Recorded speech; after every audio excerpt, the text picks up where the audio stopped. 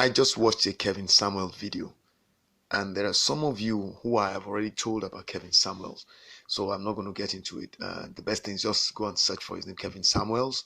So there's an S at the end of the Samuel, and just find out more about him on YouTube. But what I want to talk about right now is something he did. I just watched a video. I didn't know he'd done this kind of video, and I think it's because it resonates greatly with me because I've had this conversation with several people based on my personal experience, being on the receiving end of a lot of verbal, psychological, and emotional abuse, including physical abuse at the hands of my intimate female partner, my ex-partner. And when I was going around trying to get help from all the so-called agencies that were offering, whether they call themselves activists or social welfare, social work, whatever they call themselves, oh my God. Because 99% of the time they are women. And it's amazing, even when I went to the agencies, with a few exceptions, these women were just blatantly covering for each other. It was amazing.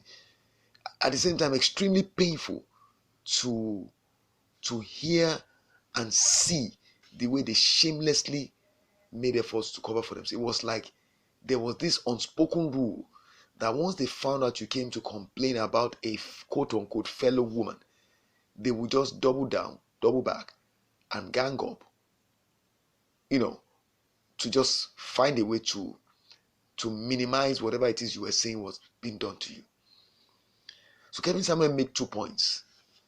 Or let me just try and describe the scenario he painted for this lady he was interviewing. Why are black women losing high-value black men to white women? Honestly, I think it's several reasons. Okay. But one of the reasons is the mouth. Mm-hmm.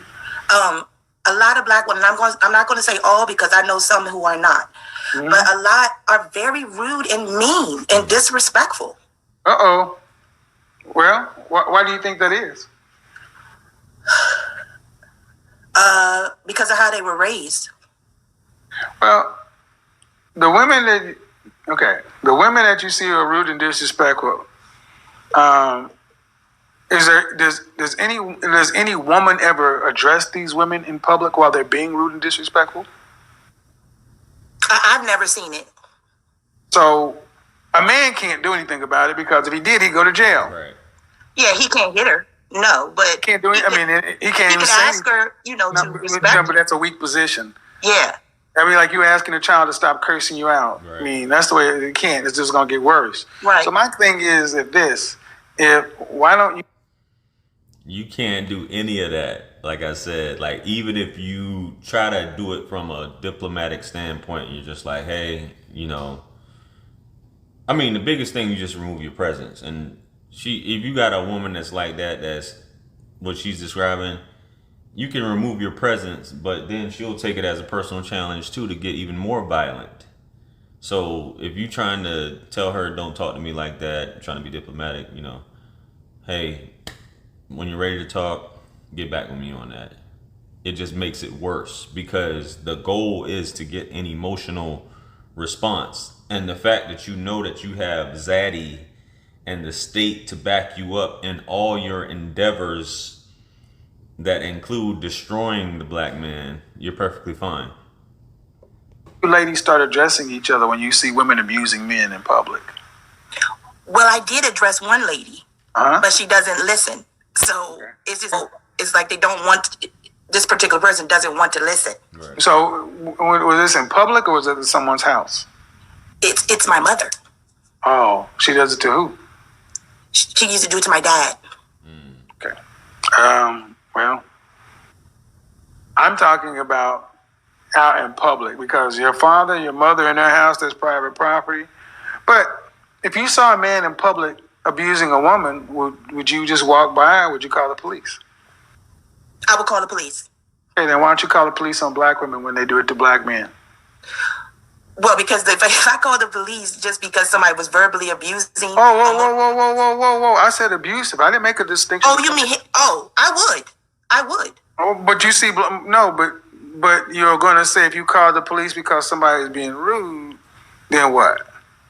I don't think that they would respond to that. No. See, That's the problem. Okay. Right there. You, in our community, we equate verbal violence as nothing when it goes from women to men. Mm-hmm. But if it was coming from a man to a woman, you would call the police. You said that. Oh. Now, I said if he was hitting or if he was being verbally abusive, you said you call the police. You said yes. Mm-hmm. Then I said, well, why don't you call the police when you see a black woman being verbally abusive? Then you said, well, I don't think that, and that's the problem. The police would come if you call. Yeah. May I say something, Kevin? I don't want to interrupt you. Go ahead. Okay. If I saw anyone being physically abused, I will call. And I do think that verbal abuse to a man is bad. So, I want to challenge you. Okay. You're trying to tell me that as a black woman, if you saw a black woman getting loud and aggressive and you'd whip out your mobile device and dial 911 on the spot. No. That's what I'm talking about. Okay. That's the problem, because you wouldn't and you should. Okay. Why wouldn't you? Because I wouldn't think that the police would respond to just verbal. That's not your job. Okay. If a man was being verbally abusive to a woman and she was cowering in fear, would you call the police?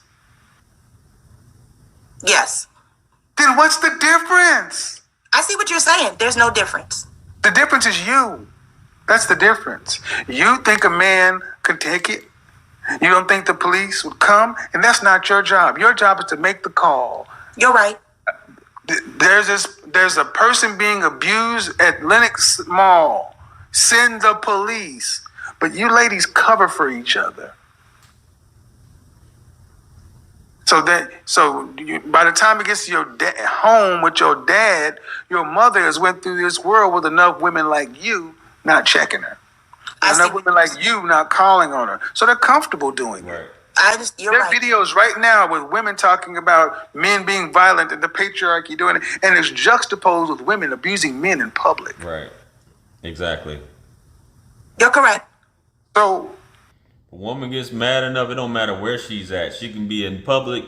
You got some women who will have respect for a man, but some of them will emasculate you in public, in front of your kids, in front of the family. It doesn't matter if she gets mad enough. She's going to hell in. She's going in.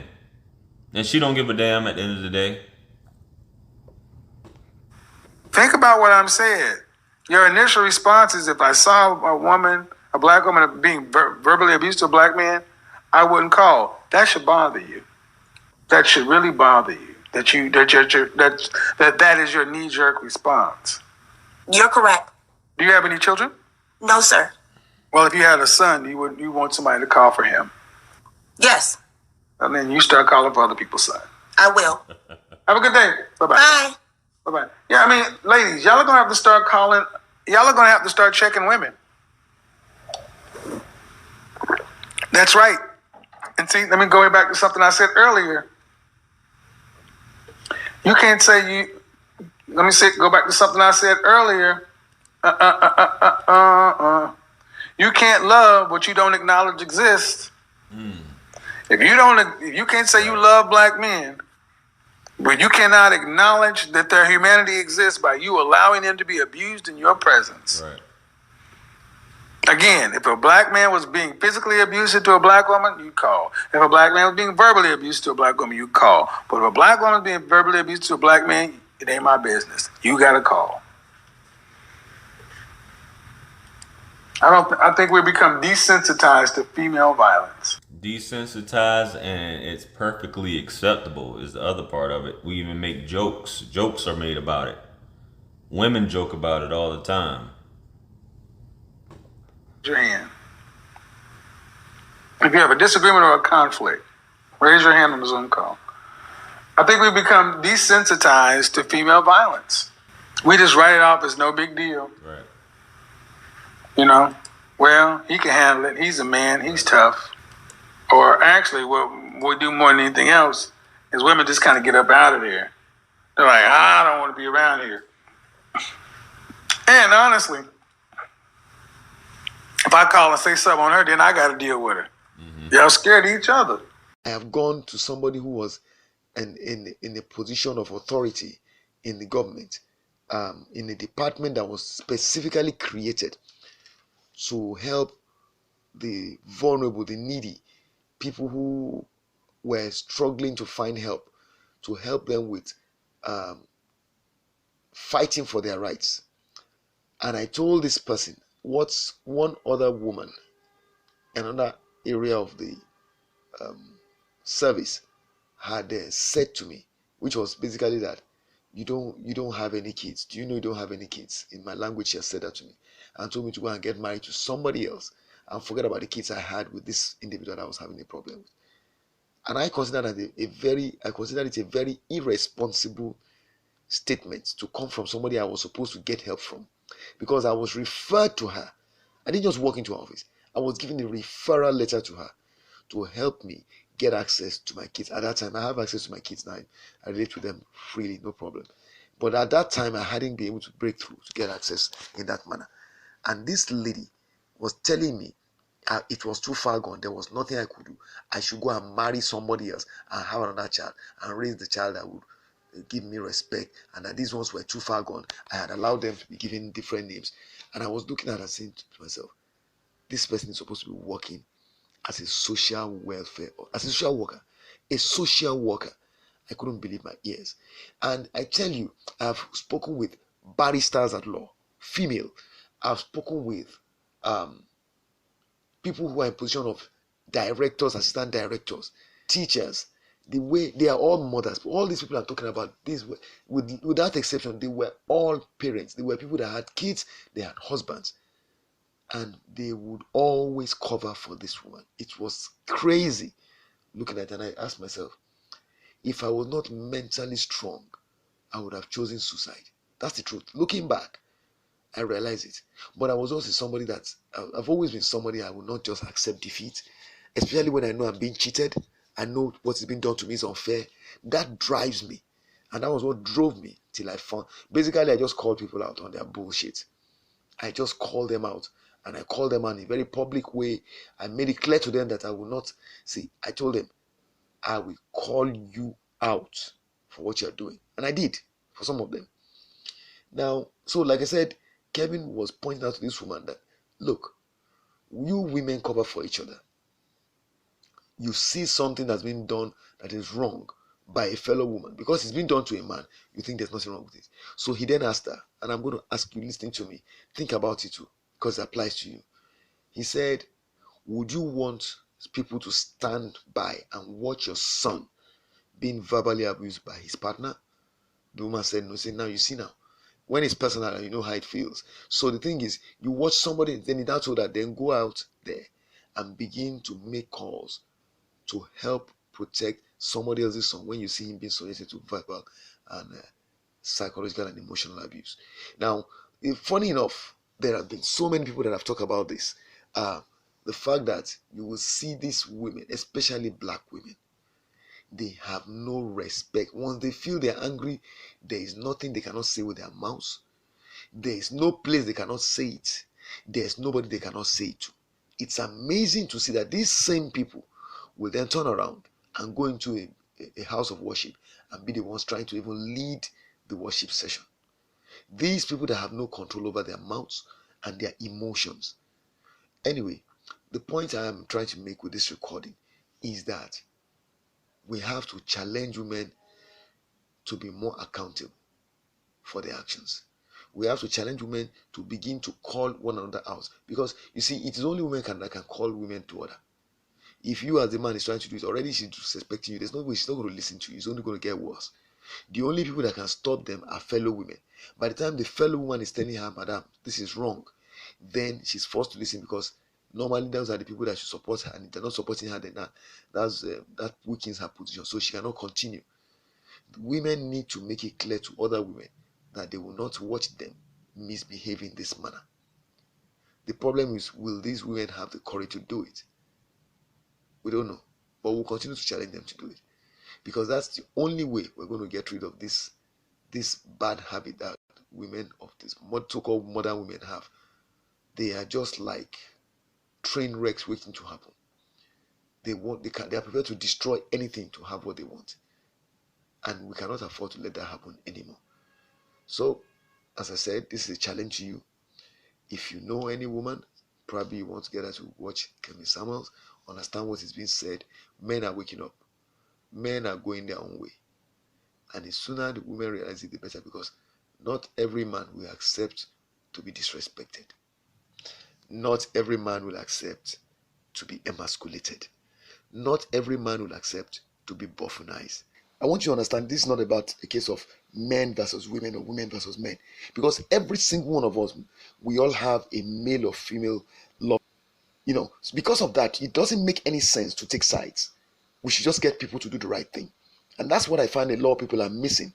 They think they can gang up as women to go against men, but they forget that when they do that, they effectively set their sons up, they set their brothers up, their cousins up that are male, their best friends that are male. They set all of them up to be so treated by women that are like them. It makes no sense to take sides in matters like this, because what we want is, we want people to interact in a healthy manner in society, whether they are male or female. We are not getting that. And a lot of what we're talking about has been ignored. It's not the physical abuse, it's the verbal, psychological, and emotional abuse, which is more devastating to the human mind than any other, to the human being indeed, than any other form of abuse. It's proven. You can Google it.